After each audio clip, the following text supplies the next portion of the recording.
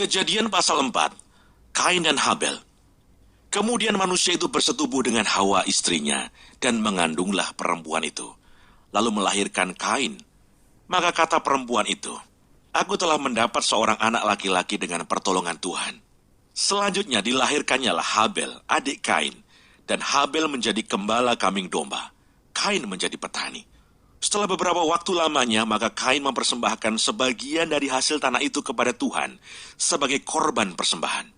Habel juga mempersembahkan korban persembahan dari anak sulung kambing dombanya, yakni lemak-lemaknya.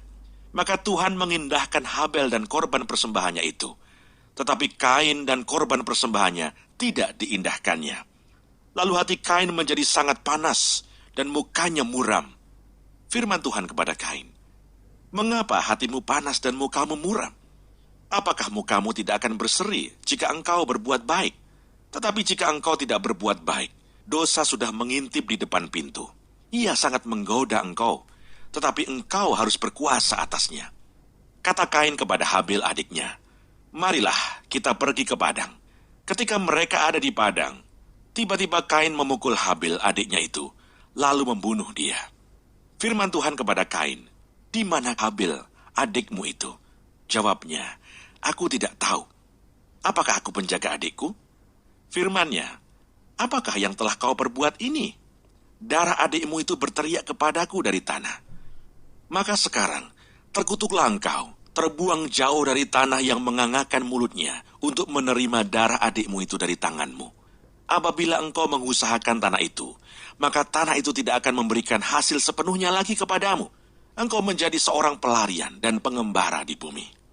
Kata Kain kepada Tuhan, "Hukumanku itu lebih besar daripada yang dapat kutanggung. Engkau menghalau aku sekarang dari tanah ini, dan aku akan tersembunyi dari hadapanmu, seorang pelarian dan pengembara di bumi. Maka barang siapa yang akan bertemu dengan aku, tentulah akan membunuh aku." Firman Tuhan kepadanya, "Sekali-kali tidak. Barang siapa yang membunuh Kain, akan dibalaskan kepadanya 7 kali lipat." Kemudian Tuhan menaruh tanda pada Kain, supaya ia jangan dibunuh oleh barang siapapun yang bertemu dengan dia.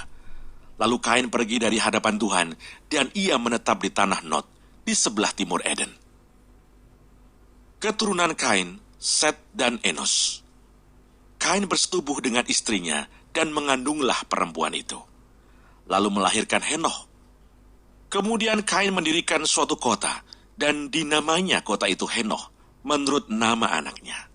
Bagi Henoh, lahirlah Irad, dan Irad itu memperanakkan Mehuyael, dan Mehuyael memperanakkan Metusael, dan Metusael memperanakkan Lameh. Lameh mengambil istri 2 orang, yang satu namanya Ada, yang lain Sila. Ada itu melahirkan Yabal. Dialah yang menjadi bapa orang yang diam dalam kemah dan memelihara ternak. Nama adiknya ialah Yubal. Dialah yang menjadi bapa semua orang yang memainkan kecapi dan suling.